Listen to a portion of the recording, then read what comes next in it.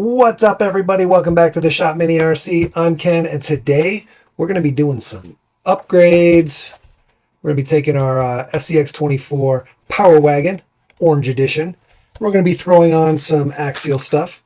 We got some Axial brass here, some front wheel weights, some brass diff covers, some brass knuckles, rear truss, some brass wheel hexes, some basic brass, but it's all Axial stuff, so I kind of wanted to show the Axial upgrades that you could get if you order from Axial Direct. You can buy your truck and get your upgrades. All these are going to work on the SCX24 and the AX24 platform. Pretty sure these will work too. This rear upper truss should be good. Anyway, it'll work on any SCX24, so you should be good there as well. All right. We're also going to try to do this. We're going to try to throw this Tinker Time rear cage on there, kind of honcho it out. Oh, that'll be sick. We'll see what we can do there. So make sure you stick around for that.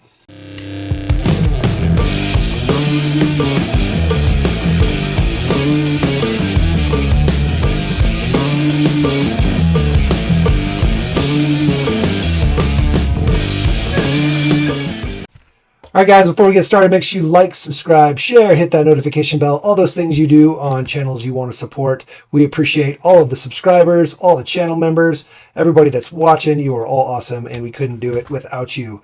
All right, let's get into this guy. I guess we're going to just start by, we'll just swap over the diff covers, I guess. Super easy. I don't think I'm going to show too much of the work being done, except maybe on the knuckles, because diff covers are just the 6 screws. Super easy there. Unless we run into anything like fitment issues, we'll show you the rear truss and these guys here. So these are knuckle weights. They go onto the knuckles here. So that's an interesting setup. That's going to be a ton of weight in the front. I guess the first thing we should do is weigh this guy and see what our balance looks like. So let's do that. All right, throw this guy on the corner scales. Looks like we are currently at 51.49, which is not ideal. 50-50 side to side, which is good. And then, yeah, our cross weight seems okay. Not perfect, but that's fine. That usually has to do with your springs and just how it's sitting and whatnot. But definitely this 51.49, 48, 52, we need to fix that. We need to get it to 60-40. That's kind of the ideal crawler weight distribution. We also want it as low as possible, right? Like you want your center of gravity to be as low as possible. You want it like right here, right? 60-40, so about 60% up to the front. You want your center of gravity like right there. All the weight, as much as you can, right there, if you could. Or even lower if you can get it onto your axles without being rotating mass. Ideally, you don't want rotating mass, so heavy wheels or wheel weights in the wheels that spin is not usually ideal. It is an easy upgrade though, so a lot of people do it. We have it on some of our rigs. It just depends on the rig, depends on what you're trying to do, depends on your budget, stuff like that. But ideally, everything on the axles and knuckles would be ideal because it's as low as you can get. So we're going to try to get that to 60-40. We'll see where we're at. I'm sure removing this bed and adding on the Tinker cage depends on the weight of the Tinker cage versus the bed. When we get there, we'll weigh that. Check it out. So yeah, just remember those numbers, and we'll come back after we got all our weight installed and see where we're at. All right, we'll start with these guys. You can see the weight right there. 2 each, 5.2 grams per. 9.2 grams. I don't know what that's about. 9.2 grams total. I'm confused.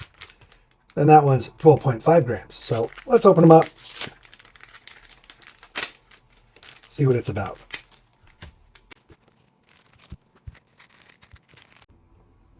All right, so here's what we've got. We've got our knuckle, our 2 weight hangers or knuckle weights.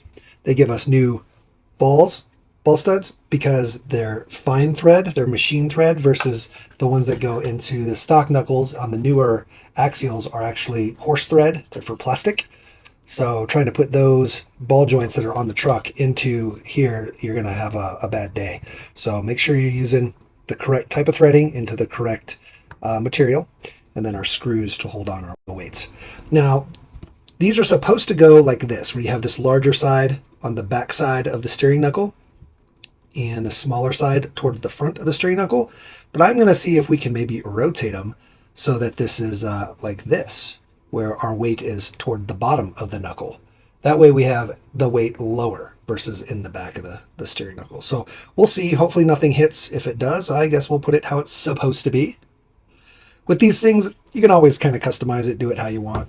That's one of the awesome things about the hobby. You do you. And if it doesn't work, well, that's on you. This guy is 12, almost 13 grams. 12.56. The package claimed 12.5, so we're right on there. They're a little different. 12.57. 12.57. Okay, we're good. They're the same. I was about to say. And then here, oh, I know what the two weights were. One is for 1, that's the 5 grams, 5.2. And then this one here is the 9.25. They claim 9.2. So it's a little heavier than what they claim, which is nice. So once you get all that on there, plus some screws, because screws add up, we are at 27.4, 27 extra grams. So that's cool per side. That means we're basically over 50 extra grams in the front. We're like 54, 55 grams. Pretty sweet. All right, so we're going to go ahead and get this stuff installed. Like I said, I'm going to go ahead and try to do it this way. We are going metal into metal on all this. So Loctite is your friend, or any kind of thread locker. Whenever you go metal into metal, always try to use some thread locker. If you don't, you end up having screws back out and things of that nature. It's not ideal. And you don't have to over tighten. You know, you're worried about stripping or breaking a screw. You won't have to worry about that using a little bit of Loctite, because you don't have to tighten it down excessively. Let's see, this thread, it's looking like the hole lines up, but it could be just barely off, so we'll see.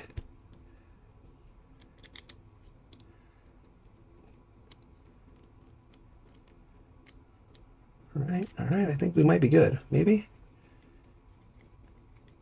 We'll know once we try to install. Oh, no! It is just off a little bit. Man, that's annoying. So we could fix it, right? If we really wanted to, we could get a drill and hold on, is it gonna go? No. Let's see where we're hitting. Yeah, it's just barely hitting right there. So if we really wanted to, we could Dremel this down and make it fit.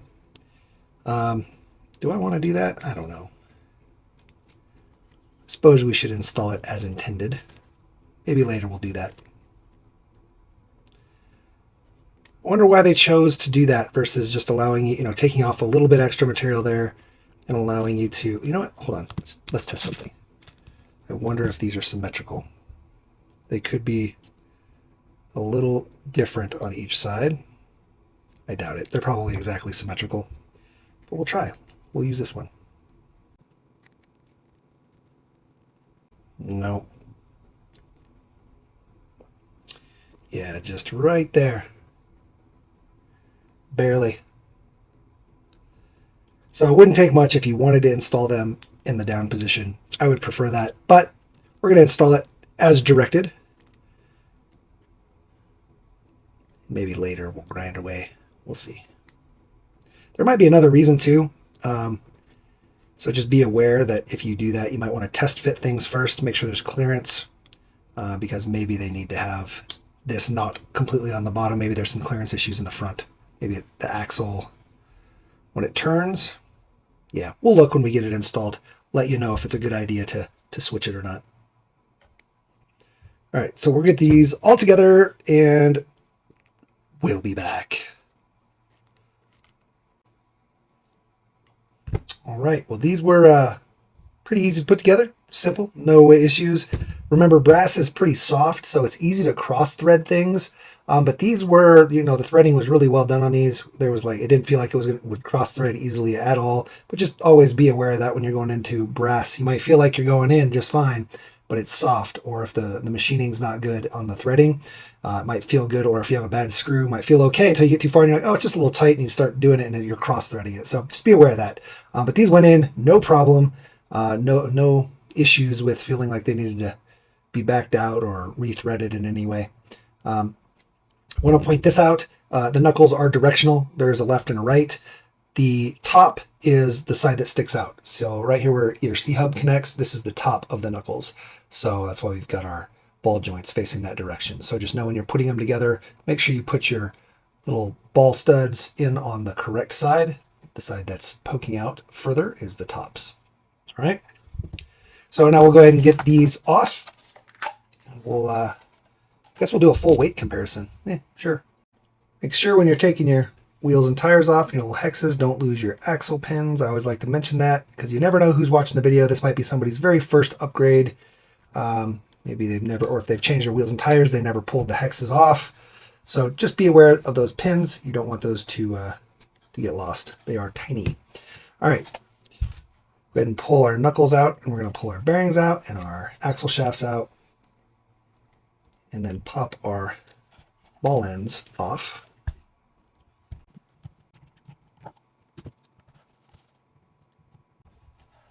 Okay, so there's one knuckle, axle shaft. Pull our bearing out here. Just make sure you're not going to damage the bearings when you're trying to pull them out. Don't just push on them hard. Try to work them around in kind of a circle if they feel like they don't want to come out. Should come out of the plastic pretty easy, but if you stick them into the brass or you're pulling them out of other metal knuckles, you may have some issues there. So just keep that in mind. Bearings go in and come out easiest when they're completely flat to the surface they're trying to go into. If they're kind of canted at all, it could make for a very difficult time. Hell, I guess while we're doing this, we should change our front diff cover because our steering link will be completely out of the way. Just be gentle when you're trying to pop these out. You don't want to break your knuckle, but they should twist out just fine.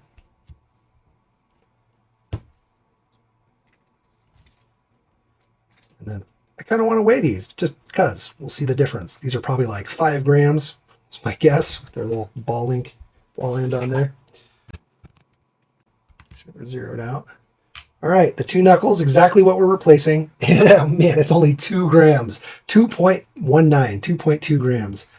So 2.2 grams versus 54.95. So almost 55 grams. So we're gaining an extra 52 grams, basically. More than 52 grams. We're adding to it. Because a lot of times when you pull parts off, you're not just gaining the weight of what you're putting on, obviously, because you're removing those parts. So our net gain is a lot. These guys don't weigh anything. So there's going to be a huge difference in the performance. Hopefully our little servo, we're still running the stock servo on this guy. We'll probably upgrade this soon, though. I was thinking about getting the 3Flow 9 Torrent, which has the servo wire come out the back. It's a little bit bigger.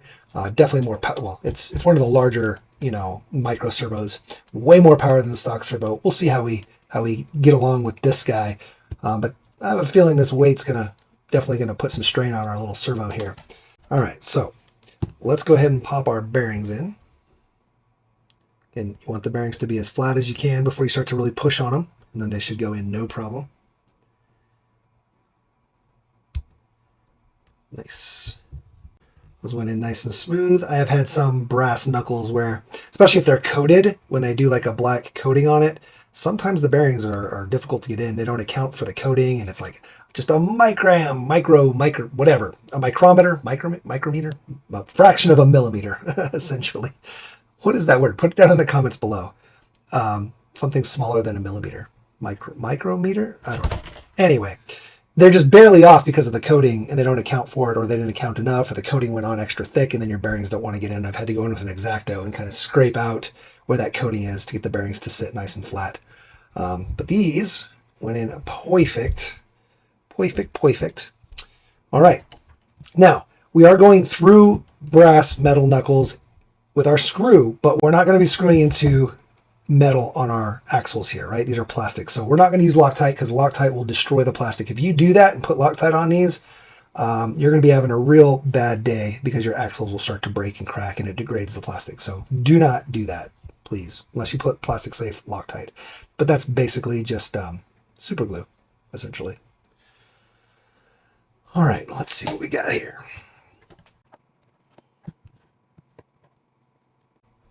Don't over tighten these at all. These are definitely something you do not want to over tighten, because once you strip out that axle housing, you're done for. You got to buy a new axle housing, or these screws are always going to be falling out. So better to be safe than sorry. Just don't over tighten them. As long as you don't have a ton of slop in your knuckle, you're good. Just look closely to see how close you are to being tight. Oh yeah, we're good. Okay. If it's not flopping, you're actually a little too tight. So let me back this off just 1/8 of a turn. There you go. Now we should be able to flop you down a little bit. Back off 1/8 of a turn. There we go. See that? That's what you want. You don't want any binding. And there's no slop. So when I hold the axle and I move it, there's no like up and down slop. So we are good. That's what you want to see. Beautiful. So another thing I say all the time, and I'll repeat it here, always test for binding and making sure things are working properly along the way, right? If this was binding for some reason, or this side was binding for some reason, and you put everything together, maybe you put a new steering link on, or even just use this stock steering link and threw it on there, and then you're steering and you feel like, oh, it's binding while you're steering. Now you got to take everything back apart, one piece at a time, to try to figure out where the binding is. Whereas if when you're building it or doing the upgrades, just check along the way. Are we good? Yeah, we're good. Are we good? Yeah, we're good. So, and also this one looks like it's a little tight. Hold on. It's just, there, now we're even better, right? Literally like 1/10 of a turn. Like I turned it this much, like that. That was it. And look at the difference. Okay. So just test things along the way. Don't rush. Rushing is your worst enemy when it comes to these little guys. You'll have something wrong and then have no idea what is going on. What's wrong? Why has it got so much torque twist all of a sudden? Why doesn't my steering want to work? Why did my servo burn up? You over tighten things. Okay. So just keep that in mind. Yeah. All right. So let's go ahead and change out our diff cover here. Just the 6 screws. Super simple. The top 2 screws of the diff cover do hold the servo tray on, so when you're pulling those out, just be aware your servo may pop off. Just try not to let it pop off, I guess. Now these top screws, where the servo is, your top of screws of the 6, they are a little bit longer than the others, so just keep that in mind, that the longer 2 screws are the ones that go through the servo tray. Should be able to just pop our diff cover off now.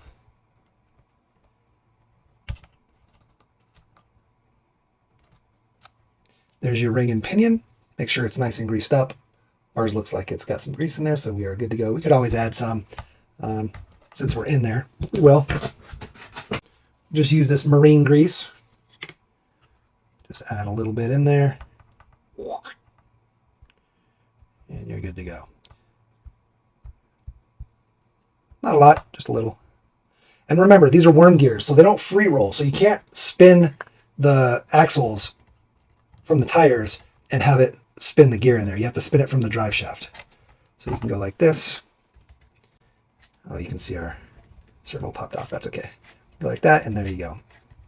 Get that grease nice and in there. All right. So we do have to pop out this little guy here. Usually the easiest way to get a bearing out that's like nice and tight in there is to use whatever sits in the bearing to kind of work it out. But in this situation, we don't have that. Actually, here, let me try one of these axle shafts. You just want it to be tight to the bearing.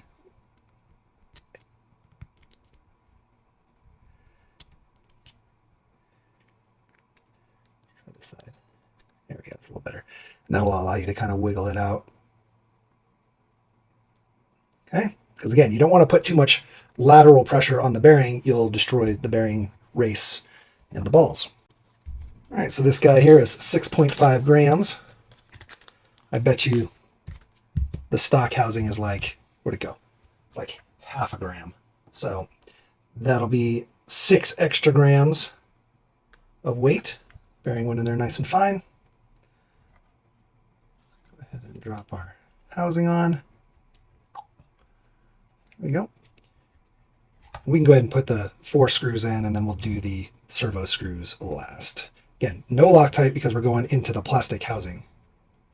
And sometimes even, so just to talk about that a little bit, if you were a metal housing with a plastic diff cover and you put Loctite on the screw and pass it through the plastic diff cover, that could damage that diff cover. I've seen it happen where the fumes from the Loctite get onto the plastic. Even though you're not, you try to put the Loctite just on the tip of the screw and pass it through. If that Loctite rubs off onto the plastic diff cover before it gets into your metal housing, then, you could still have issues with it cracking or, degrading the plastic that it passed through. I've seen that happen with plastic knuckles going into metal housings where they'll screw it in, try to Loctite it into the metal housing, and that plastic knuckle will just break. So just be aware of that. You're better off using like super glue or something if you really wanted to do that. But then you got to be careful that you don't, cause issues. If you're going to do that, I would just get metal housing and metal knuckles if you're really worried about it. Anyway. So in doing this, our drive shaft popped out. So we will have to put our drive shaft back in before we put our servo on, our servo tray. And make sure you try to align your drive shaft. It's called putting it in phase. If you watch any of my videos, I always mention that as well. I do repeat myself a lot in my videos because I never know who's watching, guys. So it could be a brand new person, like I said, and this is their first ever upgrade, their first time taking apart an SCX24. And so I just like to try to make sure that they know all the little tips and tricks. Being in phase means that the ears on your drive shaft ends, so like this ear here and this ear here, they're in line versus that being rotated and in a different phase. It helps prevent vibration at higher speeds. Now, these aren't high speed, so it's not really a huge deal, but it kind of helps with binding when you're articulating and things like that. So there we go. Oh no, that's not right. Totally out of phase there. See that? See this ear and this ear? Actually, we're not too off, but it's not totally straight, right? So we'll pop this out, rotate this guy just a little bit. I know it's probably hard to see. And then we'll get this guy back in there. There we go. Now we're in phase. See how that lines up with that? It can also be the same side. So if you're installing these, if the screw is down and the screw on that side is down, you're good to go. So you can see here on the rear, screw facing down, screw facing down. We're good to go. All right. Now we'll go ahead and drop our servo. It's a little bit harder because our ESC is sitting on top of our servo, so it's a little bit harder for me to manipulate the servo here, but we're good. Yeah.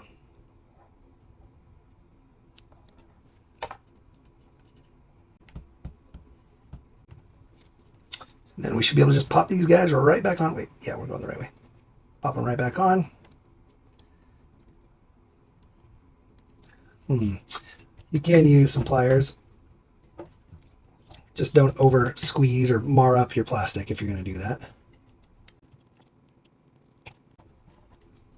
And then again, we'll test this side, make sure it's nice and loose, and it still is. Okay, it's kind of floppy. So we know we're not binding there for sure. And we can snap this guy on.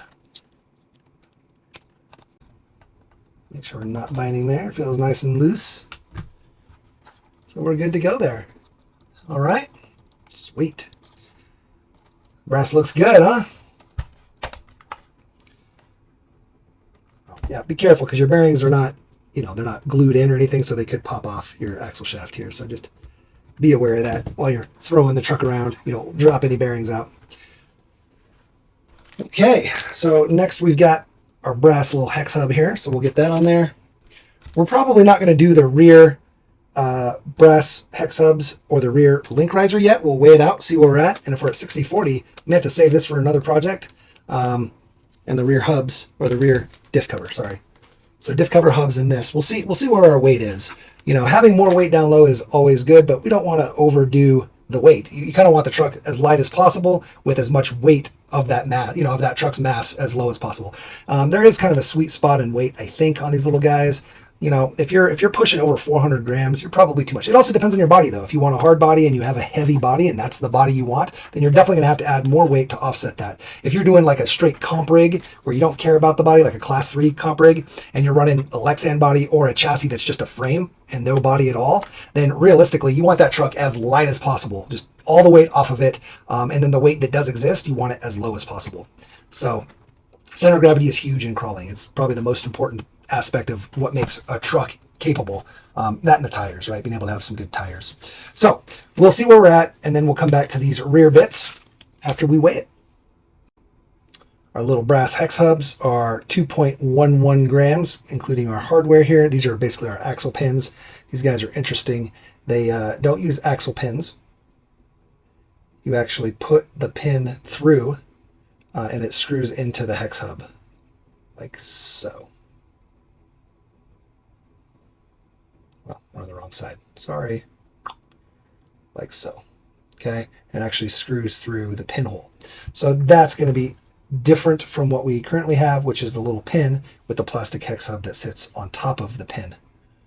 Okay, these guys, we were at 2.11, and now the originals are 0.37. So we're getting basically a gram, 1.75-ish grams gained just in these. Not a lot, but every gram helps when you start to lighten up a rig or make a rig high performance. These can have Loctite on them, and I would recommend it because if these back out, your whole wheel's falling off. Okay? So let's see here. Let's see if we can get this guy lined up. Now this is going to be interesting. I just noticed that we may not be able to tighten down our hex hub with these brass covers here. So that's kind of annoying. They should have left a gap, maybe. Just a little bit of a space. I don't know, because we're not going to be able to screw this guy in. So that's kind of annoying. All right, so we went in and pulled off half of our little weight here so that we could get this guy screwed in. It's unfortunate that they don't work well together. Like I said, just a little hole would have been enough. Go ahead and rotate this so that we can get our axle opening lined up. Here we go, like so.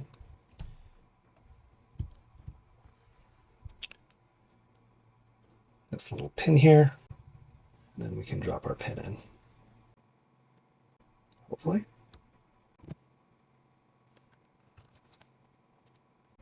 There we go. So these are a little bit more tedious than the, oh, you know what? We can't use that. We have to use this. This is probably a 0.09. That's my guess.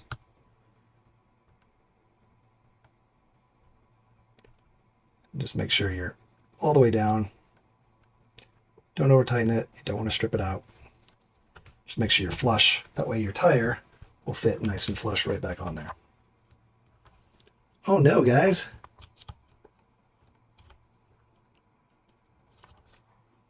You cannot use your stock wheels with these weight hangers. We did not know that. You need some negative offset wheels to be able to work with these weight hangers because they hit on the inside of the wheel here. Unfortunate. So when you see these guys on Axial's website, they say for the AX24 and the SCX24, and they show it installed on a stock AX. So I'm going to take these AX wheels just to see so that you guys know and see if they work. Oh yeah, they cleared for the AX for sure. So it's just the offset of the Gladiator wheels here that's not working out so hot. Yeah, and you can see the difference in the offset. You can see how far inset or how positive offset the Power Wagons are. I said Gladiator. Power Wagons versus the AX. The AX has a negative offset here. Unfortunate. So that means we can't use these wheels and tires on this front end. So we'll have to get some new wheels and tires. So good to know for anybody trying to upgrade. You can't use those with the stocks unless you're doing an AX, right? I don't think the other trucks, Gladiator and Power Wagon, or the JLU and the Bronco and all them, I think they all are pretty much using like the same offset tires. Let me see if I have some. Got some JLUs here. They're not gonna work. I looked at the Gladiators and the Broncos. They're basically just as positive offset. So again, you need some negative offsets. These are even worse because they're the actual screw-on beadlocks, which is nice, but doesn't work with the extra hangers, the weight hangers there. That's fine. We will I think we got these guys. Boom. So RC all-wheel drives, they may not work as well. Nope, they're not going to work as well. Damn. And they will, but they barely fit. Need some wider hexes. Damn. Really wanted to use these. Oof. Okay, well, good to know. If you're going to use the extra hangers, you definitely need to be very aware of what wheels you're going to use. We even have these big old 1.3s, and they are also not going to work. I mean, they'll hex, they'll key with the hex, but it's not sitting flush on the hex, and they're just rubbing on the inside of the wheel. These guys, these OGRCs, these might work. Yeah, those ones will work. So we can do some OGRCs. It's going to definitely increase our track width here. I don't know if you can see that. So there's the front versus the rear. You can see there's quite a bit of difference in the track width. Which means we also increase our scrub radius, which is not ideal, but may have to be what we're going to do with these. It's also going to change our weights, but that's fine. We'll go ahead and get the other hex on here, and then we'll check out the backs. All right, so I don't know how much of a fan I am of these brass hexes with the screws that go in. They use a 0.9 millimeter, and this one had an issue kind of going in. It wasn't cross-threading, it just was super tight. And using the hex that came with it, it just was stripping it. It just kept spinning in there, and no matter what, when I tried to back it out, it was spinning again. So I went and got my MIP, and that was able to get me in there nice and tight. So just, I mean, if you've got MIP tools or a good 0.9 millimeter hex, use that versus the one that came with it. If it feels like it's kind of tight before you strip anything out, but we should be good now. It's not totally stripped. Obviously I was able to use this, but I just don't know how much of a fan I am of locking your hex on. It just makes it way harder to work on. And especially with these wheel weights, these extra weights, having just the pin slide in there and slide the hex on means I don't have to get a tool in there. Probably a little bit easier, but we'll go ahead and go with it. We've got them. So we will use them. I just don't know if I would run them like on every truck I have. They're kind of tedious and fidgety to work with, and probably wouldn't be so bad, again, if you have a proper tool and if you're not using, you know, these weight hangers that block it. Because now if we ever want to take our axle apart, we got to pull the whole knuckle apart. Again, pulling the weight hanger off and whatever. You know, I'm not trying to complain about it. I'm just not sure if I'm a fan of it. I wasn't sure until we got it, so now we know. All right, let's see. Are we good with these? Yeah, seems like we're good with those. I do have these in a couple different colors, so maybe I'll go with a different color. We have these oranges. Maybe I'll do the orange. Does that look good? Too much orange?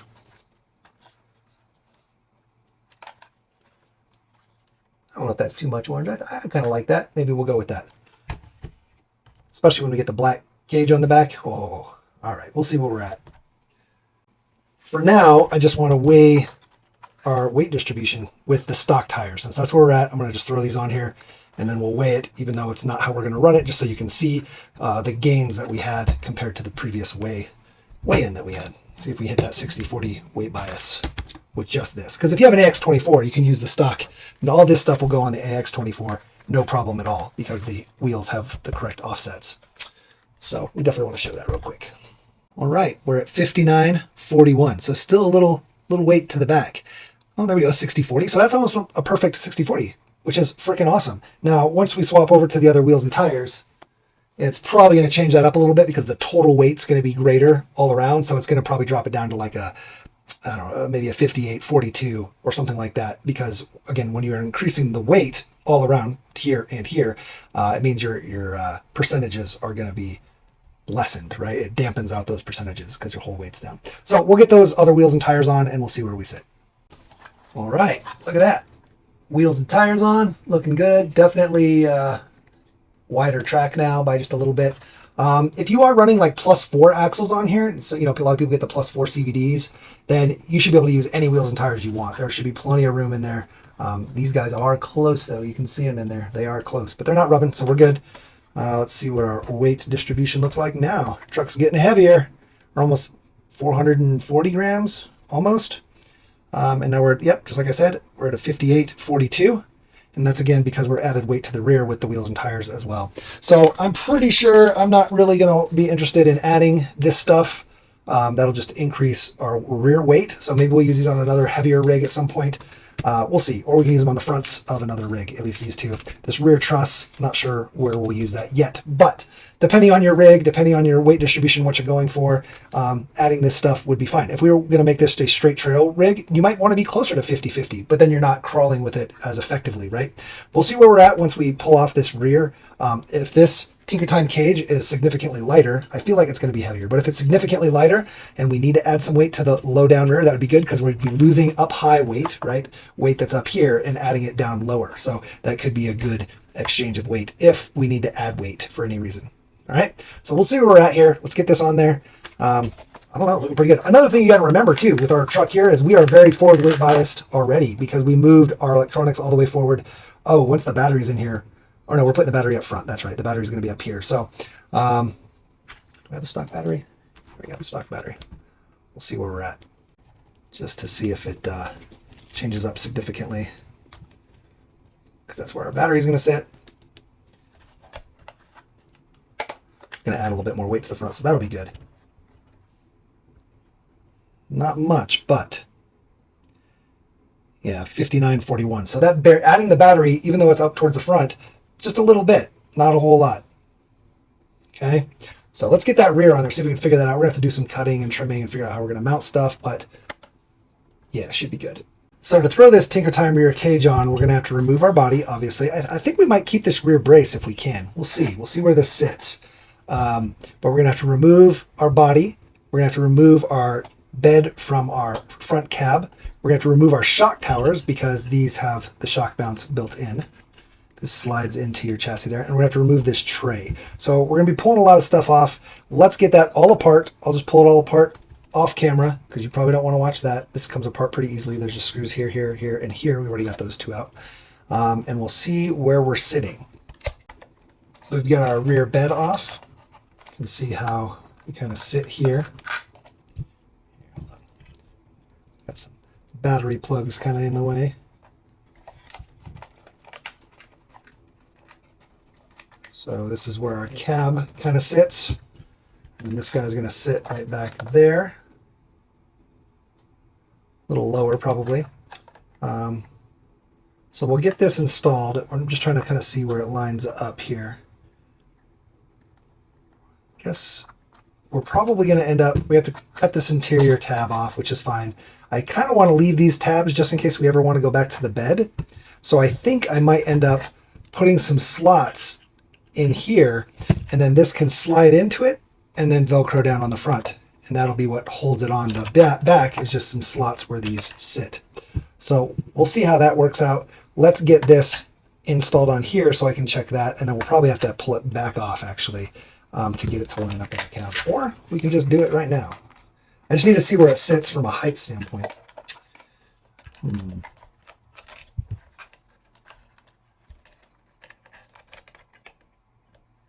Once this is installed on the chassis rail, man, these tabs are going to be sitting like right here. That might be a problem. All right, let's get it installed on here and see where we're at. All right, so we got all that out. I slid it in. It's going to be on the chassis rails, kind of like that. Got one shock screwed in. It's not even screwed in, so I could actually slide it back and forth. But let's see. With our cab, let's see where we sit. So it looks like we could get it to sit just about right. I would like this roll bar to just basically be right at the top of the cab, maybe a millimeter above, kind of like where it's sitting right now. Like this is nearly perfect. So we'll just have to cut a hole so that we can slide them together. Should be good. Should be good. We're going to go ahead and trim this interior tab away. Do not want this anymore. Okay. And then we just need to mark where we will need to Dremel away. So what I will do is I'm going to take some silver paint. I'm just going to mark a line essentially with silver paint. Kind of get it on there thick. And then I'm going to line this guy up exactly where we want it and touch.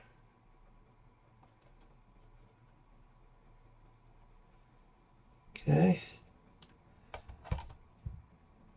And that shows us right where we need to start grinding away. And we started a little bit of a grind just to see.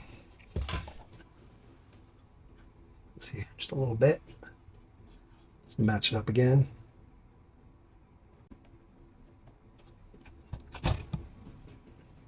Okay.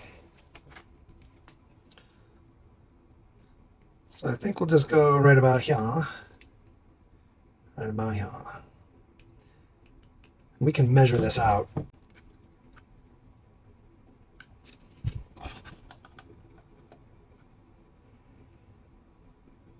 So right at 31 millimeters.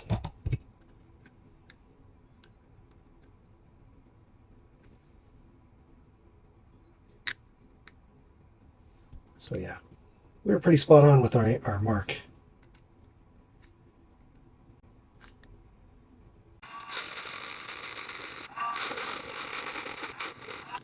All right, so here's where we're at. It's a little rough, but we can clean it up. Also, if we end up painting it, we did have to trim a little bit on here because I didn't want to lose this bar here. So we tried to trim it back a little. It wasn't enough, so we ended up having to trim our body a little, but it's not a big deal because if we end up going back to the bed, it'll still work just fine. We don't lose anything there. So we are good to go on that. And this guy just now kind of tucks right on there. So you can see, kind of clips right in. Just at the right height. So hopefully that will still match up nicely once we get it installed. Yeah, I'm kind of digging it. I wish this didn't sit quite so high. I wish the bed was a little lower, this actual bed part. I wish it kind of sat about down like here, and then the cage came all the way up to where it is. I like the height of the cage, right? Like I like all this. This is a good height. I just wish this bit was a little lower here. But again, it wasn't designed for this cab. It was designed for Tinker Time bodies. So it makes sense. But yeah, we're making it work, and I think I like it. I'll probably end up painting these black, painting this black. So that way you don't see it so much. Obviously that doesn't look good, so we'll do that black. But yeah, I think we're good. So it was sitting decently. We're not screwed in yet, but we are mounted. And we were sitting well, but it was a little forward leaning, right? The cab was kind of looked like this, like it was separated like that a little bit. So I went ahead and raised our mount here one hole. So we're one hole higher, and I got to do something with this wire here. And hopefully that will kind of get us to lay a little bit more evenly. Yeah, see, that's a little better. So we're a little bit higher. Also means our Velcro engage is a little better. We were having to push it down. It was actually, the ESC was really kind of the issue there. Because remember, our ESC's up front. So with our wires and whatnot, it was the ESC I was having to push down pretty good on there. And you can see the ESC get pushed down a little bit when I would try to get full grip on the Velcro. But now we should be much better. And like I said, it kind of helps line up. Yeah, it's much nicer now. It kind of helps line up that rear, so it's not at such an angle. It was like that. So we should be much better now. Still doesn't sit quite. I mean, I can scoot it forward, make it a little bit tighter there. So there we go. So I think that's going to be the end result there once I get this all bolted up, which I'm gonna do now. Definitely different. Probably remove this rear dealie here. I don't know, it's gonna be kind of weird then with just the two bars hanging off the back. We could always cut this, but I don't really want to cut this just in case we ever do want to go back. Maybe we'll just get a bar small stubby bumper, maybe. I don't know. Ideally, we'd also just cut the rail. Maybe we just cut the rails off right there and end it so there's no rails there. I don't know. I don't know what we're going to do yet. I still wish this was kind of a little bit more forward. So I wish it was a little flusher up the top, kind of like, I don't know if you can see the difference, but just flush at the top. It kind of bothers me. There's that gap there. So not sure how to deal with that. If we were going to ask Tinker to make one specifically for this, we would, make it a little bit wider down here and maybe angle it forward just a tiny bit. Yeah, I don't know, maybe we can heat this up and just kind of push it forward and then let it cool. Get like a hair dryer or a heat gun, not overly so, just enough to kind of close that gap. Push down on that and kind of mold it forward. Could be good. Our body does sit a little bit more forward than normal. There's no gap here. Usually there's a little bit of a gap. Could scoot this back and allow that. We're also going to kind of rub a little here. So maybe I should scoot it back just a tad. Maybe one more hole. We have one hole. We can scoot it back before we have to move to different mounting hole in the chassis. Anyway, I think I'm going to try to move it back one just to get us a little bit of space here so that we can have maybe a little bit of space there. It's not going to give us much though, maybe a millimeter. We'll see. So I'm going to bring it all the way back and I'm going to use these two holes. We'll use this one here and this one here to mount the cage, which brings us to right about here.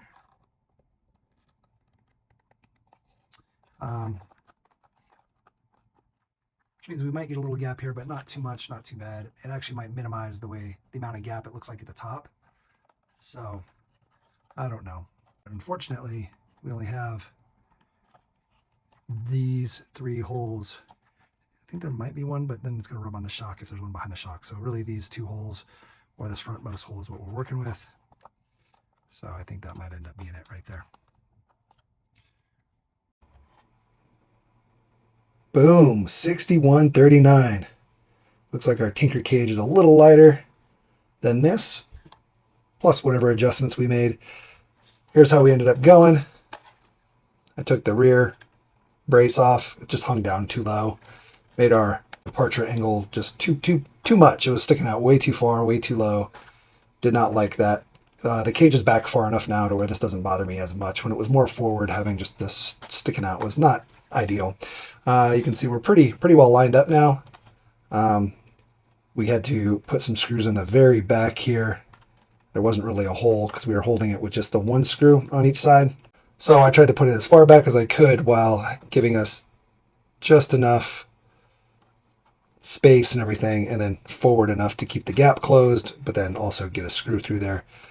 We also kind of trimmed down. There's a slot inside here. I don't know if you can see it. It's kind of hard to see, but there's a slot that runs alongside in there where it sits in the chassis rails, and we kind of angled this cut a little bit. We cut the slot a little bit more, just making it a little more angled forward. So we were able to kind of tilt this forward a little before we put the screws in. We just kind of held it forward and then put in this back screw to kind of help brace it up. But it's super strong now, super stable, and it's not as much gap as at the top as there was before. We also have our little bit of space here in the front, how it was supposed to be, versus our grill pushed all the way up against our bumper. So we were able to shift it all back just a little bit, which is good. We also changed our positioning on our shocks here. We moved them from the shock mounts down to the chassis rail there. Kind of see it. It's going to give us a little bit more articulation because the shocks are more angled. The more you angle your shocks back, the more articulation you're going to get. You don't even need crazy long shocks to get more articulation. You just need to angle them. If we angled them all the way back like this, you would have a ton of articulation and drop out. So just be aware of that, but you can do that all with even stock shocks. We will upgrade these shocks. We'll probably put some Next Racing oil fields on there. We'll do that in another video though. We got these mounted all the way to the front. You can see that. And these are mounted back. And also, because we moved it down so far, instead of being all the way up here on the mount, we dropped it all the way down to the chassis. It raised the front just a little bit, just to get it a little bit more even looking. So there's full compression. A little bit more even, gives a little bit more clearance on the tires. Before it was very much raised in the back. It was kind of hot rodded looking, which isn't bad. I dig it. And it's also probably better for center of gravity in general, but I did want it to look decent as well. It was a little awkward with the front being so low. And we rubbed a lot, so that'll help with our rubbing. We're still going to rub because we have such an offset on our wheels, but it is what it is. So yeah, now we're, this has got the battery in it, so we're ready to go, and we're at 6139. So if we wanted to, we could add the brass hexes in the rear. That might bring us back, or just add the rear truss, something like that. Not sure where we want to go with that yet. Once we add a upgraded servo, it's going to be a lot heavier on the front. We're also thinking about doing maybe the Mantis links, the OGRC McHugh Mantis links. They're like ultra high clearance. They're like L's. They're not a curve. They're like literally like an L. But they do have a really cool feature, which is you can run behind the axle steering. So your steering link actually goes behind the axle, and there's a little pivot here that kind of helps your servo connect to the pivot. So you clear up all this space in here. Not that there's a ton of space that you're gaining, but you do gain where your servo link or your steering link would be here, and you only have your upper steering link that runs over to the corner here. So you can get a little bit better approach angle. Anyway, we'll look at that in another video, probably with the shocks. Overall, I'm happy though. Tell me what you guys think in the comments below. How do you like this guy? You like it with the honcho style? I'm digging it. The orange wheels, digging it. We got a green one of these too. We might do like a straight flatbed on. Tinker Time's also making like a flatbed that drops on, that's designed for this truck, whereas this is not necessarily designed for this truck. And it's all just held on with the little tabs in the back here and the Velcro in the front. And it's strong. Like it's not coming off. Like unless you rip the Velcro off, right? But the back is definitely not coming off. Simple as that. Nothing too hard to fiddle with. Just put it in, slot it in. Super easy. Drop it down on the Velcro. Bam.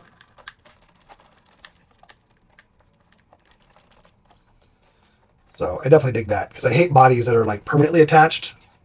You have to like unscrew them to get the bodies off, or that are just a real pain to get off. So super easy. Velcro on the front, super easy. Kind of like it better than the magnets in this scenario, because it's not going to come off. Like as this rubs and you push on there, you're going to not pop off as easily as you would with magnets. Now over time, as the Velcro wears from putting it on and on, you might. So maybe we'll switch to magnets when that happens, but I need it to be able to be held back and down, not just down, because it's got to be held up against these. A few moments later. We're at 6139. I went ahead and added that little brass upper rear truss. Just might as well, we've got it. I might even put the diff cover on there. I might put it all on there. And I know we said we wouldn't, but maybe we will. Just trying to hit that perfect 60-40. You know, even having a little extra weight in the front and doing 61-39 isn't the worst, you know, but it's just kind of fun. The OCD in me wants the 60-40 a lot. So maybe we'll do that. I did want to talk about this rear truss though. It's a little bit different than the truss, the stock truss. So on the stock truss, you sit like this, and your upper links mount to the outsides, and you have a screw go in and a screw go in. And so your links are on the outside. On this guy, you can see how angled they are. Look at that. They come to a point, and essentially they meet in the middle. It's kind of hard to see in there, but they meet in the middle of the truss, so in between. And then you put a single screw all the way through with a little nut on the outside here. So if you're going to use this truss, make sure you Loctite this little nut, or you're going to have a bad day, because these little nuts you can't over tighten them because they'll strip. So you definitely want to Loctite them. But what this does, by having it more of a point, kind of like a 3-link, but it's not a 3-link, it's still an independent 4-link. It gives you more triangulation though. So a lot of times on these longer rigs like the Gladiator and the Power Wagon, there's a lot of back and forth movement here, like side to side, not back and forth, sorry. A lot of side to side movement. And a lot of that has to do with play in the links or how angled they are. If your links are not triangulated opposites, like this, right? That lowers like this, uppers like that, then you'll have a lot of back and forth or side to side. So by triangulating it more, it helps keep it more stable is what happens. So your side to side does not happen. Doesn't have slop. You'll notice the front's like super stable. If I hold this, there's not like any side to side movement in the front. It's because they're shorter and they're triangulated even more. Also the 3-link helps with that. But here you can see there's a little bit, and part of it is because there's a little bit of play in the back there. We could probably shim that like in the center of the two, just put like a washer in between it. So we'd go truss, link, washer, link, truss, because there's just a little bit of A little bit of play in there, but not much. And it's still way better than it was before. I should have showed you before, but these stock, actually I've got a Gladiator, hold on. So here's a Gladiator. You can see how more triangulated this one is than this. If you look at the upper links here, right here, way more triangulated. And our side to side is a lot more too. Look at that. Right? Man, a lot of that's the tire moving, so here we go. So that's me pushing on it pretty hard. You can even see it's moving up there. Whereas this, like, it's like super, super sloppy left to right. So getting that angle, definitely a good thing. Will help a ton. We don't lose any of our articulation. If anything, it helps it. Again, articulation has less to do with your links unless they're binding or hitting, and more to do with your shock positions. Okay. So it looks like we still got like 1% to go to get our perfect 60-40. All right, I'm done with these things. So I was like, let me go ahead and put the rear hex hubs on. These things are junk, guys. So sorry, Axial. You got to redo these. They're just, so I was trying to tighten it down, and it was like, it went all the way in, and there was just a little bit exposed of the screw, which means my wheel's not going to sit on there because there's a screw exposed. And I tried so carefully to go in deeper. I backed it out. I looked at it. Things were fine. I tried threading it in. Even with it not on the axle, it wouldn't thread in very well. And yeah, and they're 0.9 millimeters. So they're just like, they're so small. And even with my MIP, it just, I can't get it out now. I can't get the stupid thing out. Or did I? Nope. It's just like it's stripping. So it's not cross-threaded. I don't know. Maybe the machining is off a little bit on it. But I don't like these things. The more I mess with them, the less I like them. Taking them on and off is a bitch. And because they're so small, they're 0.9s, they just strip. And this tool that comes with is not good. You know, they're just cheapy. So now we've got hex hubs kind of stuck on here. And I'm not an idiot, you know, like they were not cross-threaded because they screwed all the way in except for like maybe a 1/4 millimeter that was exposed that was stopping my wheel from going on. So something else is going on there. I'm not happy. So we got to get this screw out so I can get these hex hubs off. So I even tried the other screw, the other hex. I don't know, maybe my axle's just a little off or something. It seems like it'll screw in fine here when it's not on the axle, but as soon as I put it on the axle, it'll go about that far, which is almost all the way. And it's through, it's in the hole. It just won't go in anymore. So I don't know if it's too much angle while it's on the axle, going through the hole in the axle or what, but it's just not working. Not really a fan.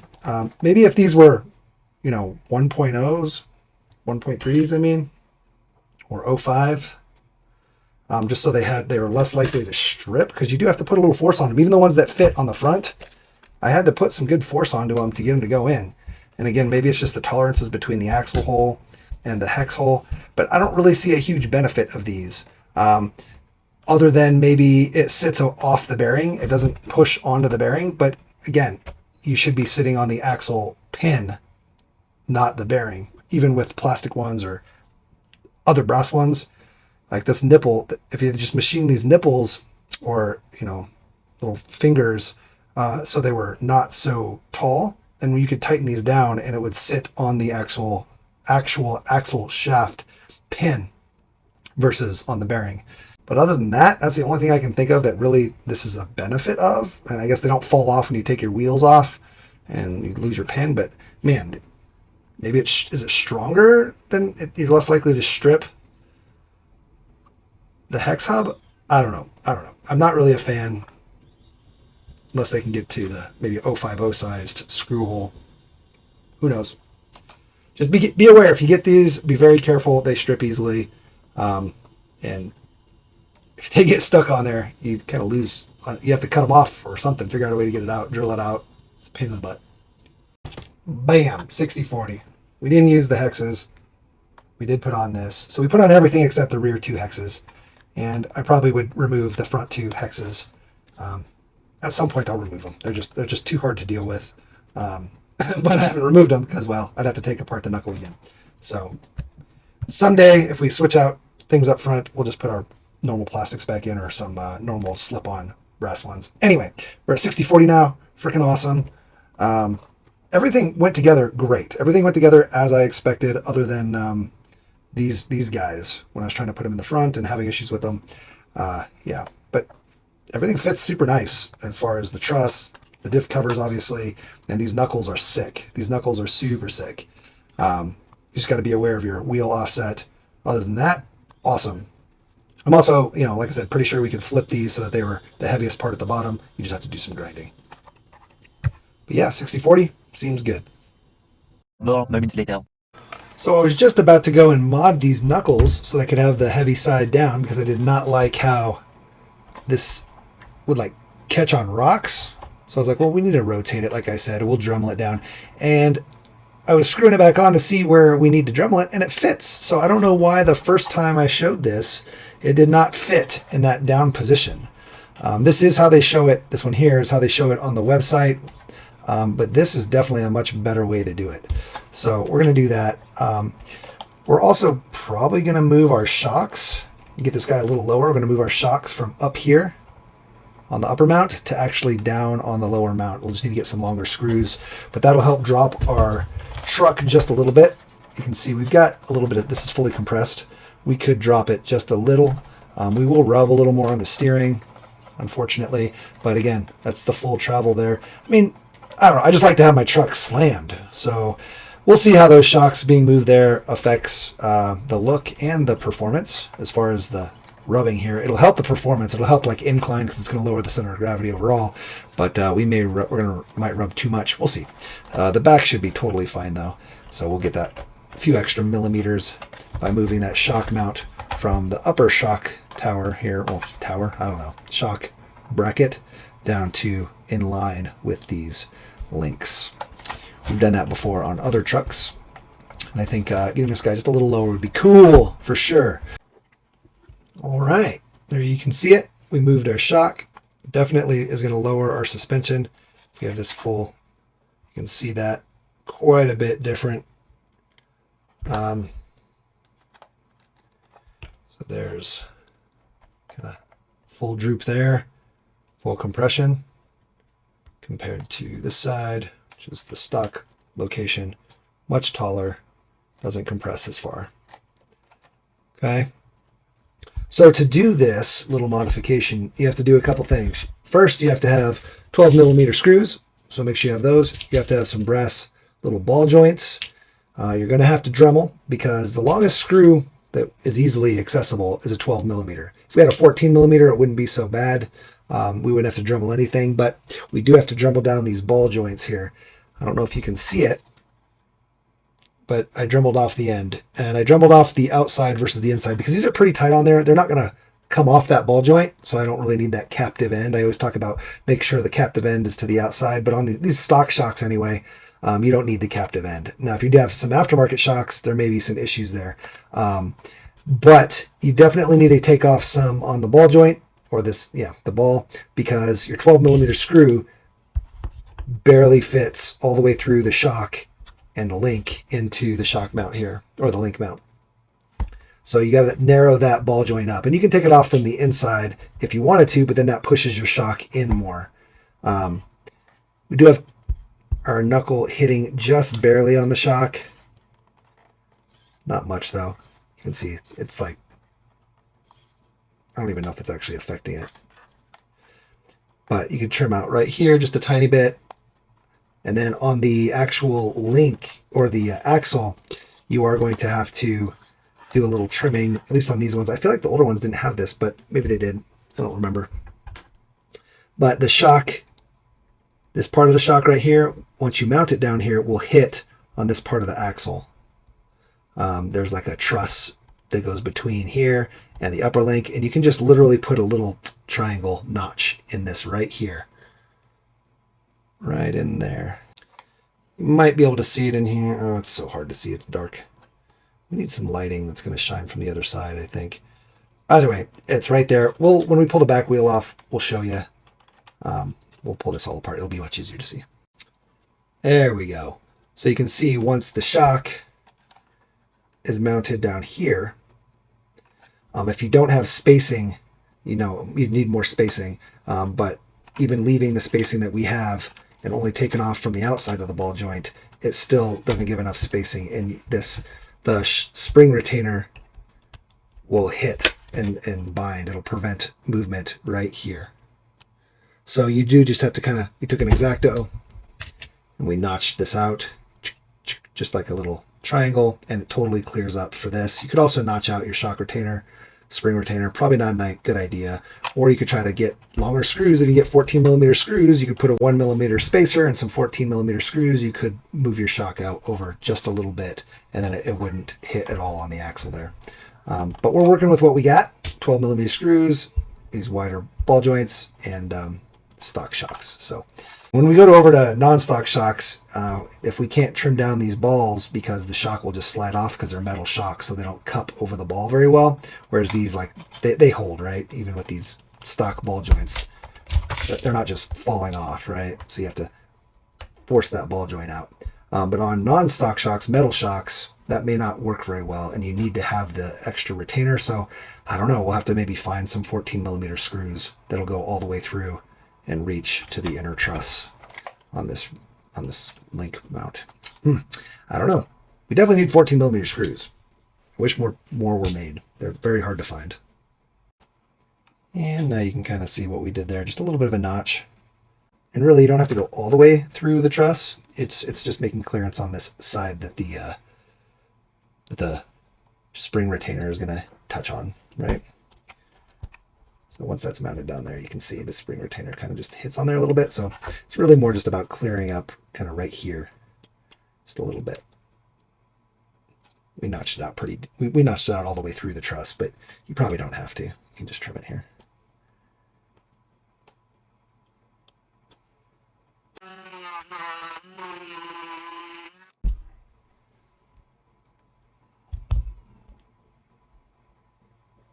Just like so. That gives us a little bit extra spacing. And then we can throw this guy in our shock.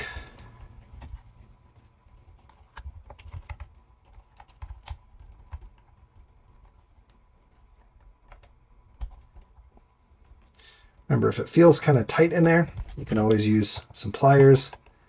And with the ball in there, just squeeze a little bit. Not too much, because you don't want it to loosen that joint up too much. And then you can pop this guy out.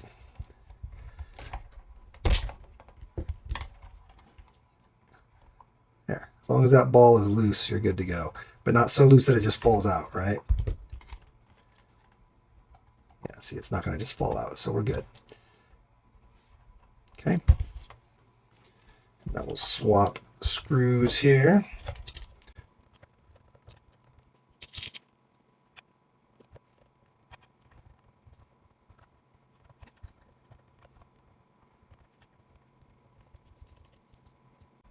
It gives us just enough to actually get the screw through the other side here. With that lip on there, it doesn't reach. So then you can always just check your shock retainer, make sure you're not binding on anything. It should be decently loose. Oh, it's hitting a little bit. You can see it still. You can see where it hits. It hits right on where the shock mount is. Now, again, we've done this with stripped axles before, where this ear on the metal axle it's got not a stripped, but a broken bolt in there, and we couldn't get it out. So we just chop the tab off and do it that way. But even so, we are good here.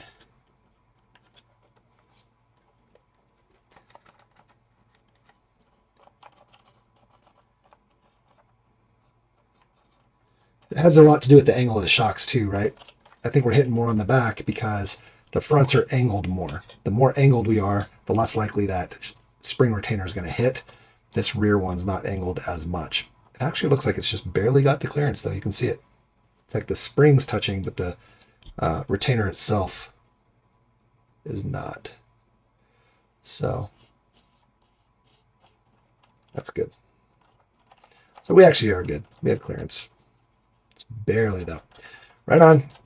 All right, let's put these wheels back on. I'll show you the difference from this side to this side as far as ride height. Okay, so here's kind of what we had before. That's full compression there. Now, mind you, it's at an angle a little bit because one side's lower than the other. So, but it basically looked like that. And now with the shocks relocated, it's going to sit much lower. So like that. Okay.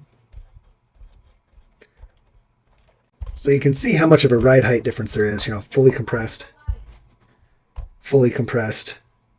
right? So definitely lowers the truck a good amount. I mean, that's pretty significant. Hold it down, lift it, you can see. Okay. So let's get the other side done. It looks a little lower than it will be. It'll probably be like right about here, just because once it's flat, right? Because right now it's leaning. But yeah. You can see now I trimmed it at a little bit more of an angle like this to make the clearance versus actually notching it totally into the truss. So it doesn't go as deep into the truss, helping maintain some material around the link here. And it was just, like I said, more of an angle here, trying to get room for the spring retainer. So just trim a little, test, you'll be good. All right, well, there we have it. Sitting a little bit lower.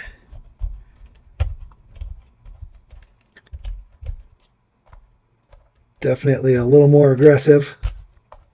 I'm digging it. One thing to remember when you're moving these shocks down to the lower mounts, they're inset just a little bit more.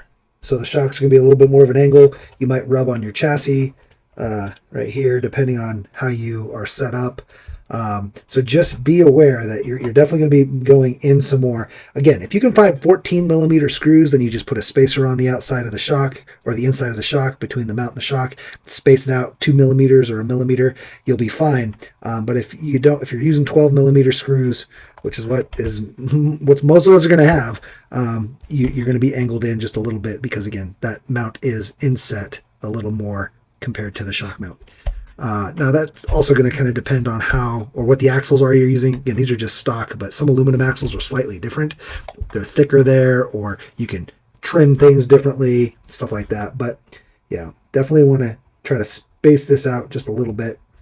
Bring this shock back out if you can do it with a screw or with the way your shocks or your axle is set up. Anyway, you do gain or drop it about 6.5 millimeters. I think I measured that between where the original shock was mounted and where it's mounted now is about 6.5, 7 millimeters. So you're going to drop it significantly. Now, it doesn't look super slim because our shocks are much lower on the upper mounts as well. You can see we mounted it to the chassis rail here. Oh, it's dark in there. Oh, man. But it's mounted to the chassis rail versus being mounted up on the shock mount just to get us a little bit more angle inward, right? When you angle your shocks inward like this, you get more articulation, more flex. Not that we're looking for a ton here, but we wanted a little more.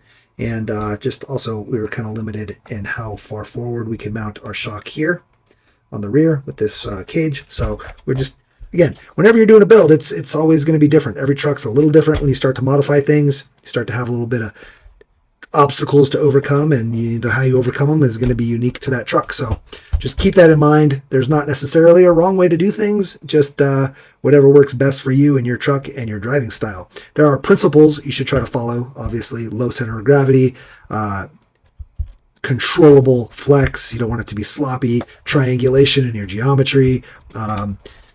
Principles that apply overall just to crawling and RC in general, but how you apply those principles is going to vary per truck. Anyway, I think we should go drive this thing.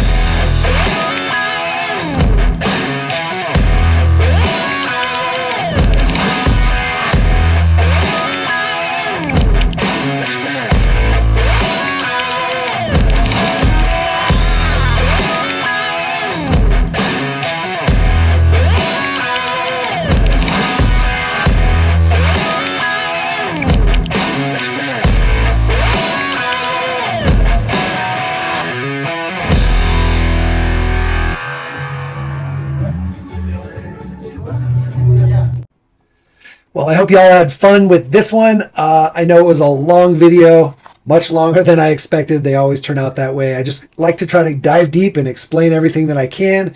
And again, I started this channel to help new people feel comfortable modding and building their trucks. So I'm always trying to make sure that I be as in-depth and detailed as possible. And I get a lot of comments saying that people love it. So that's what I do. This little guy, I think the biggest thing holding it back, other than the servo, is the wheels and tires. These wheels and tires, well, not the wheels, but the tires. These tires are not the greatest. They're not like super sticky. The foams are kind of stiff because this truck isn't super heavy. I mean, they're not horrible, but I think they were the biggest thing holding us back. Also, the driver, obviously. No, we were just kind of messing around there. There were gates set up for a comp that night, but we were just trying to get through. It's a true gate killer, you know, kills every gate it comes across, not by making it through, but by literally knocking the gate off the rock.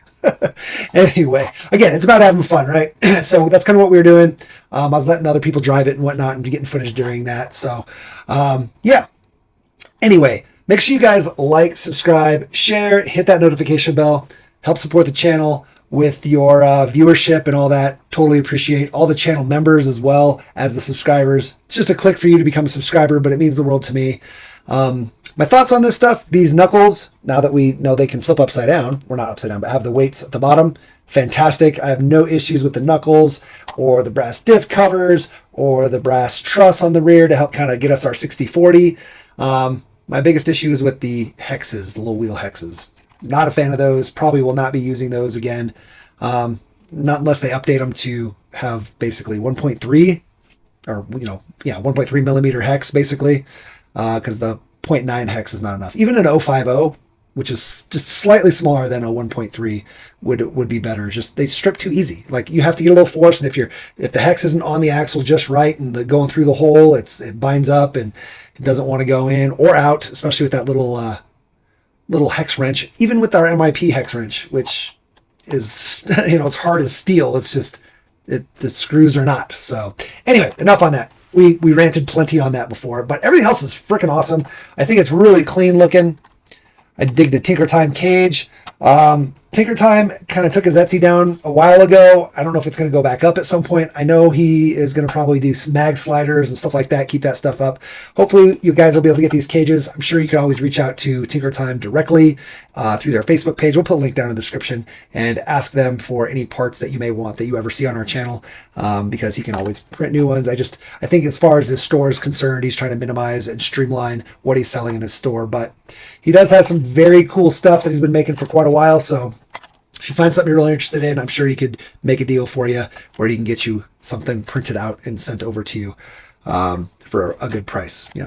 He's always had pretty good prices. So anyway, don't know what else to say. Don't want to make this video any longer than it has to be. So I hope you guys get out there, build something awesome, build a car, build a course, build a community, and then smash it, crash it, and bash it. But don't break the expensive parts. Take care, guys. Peace.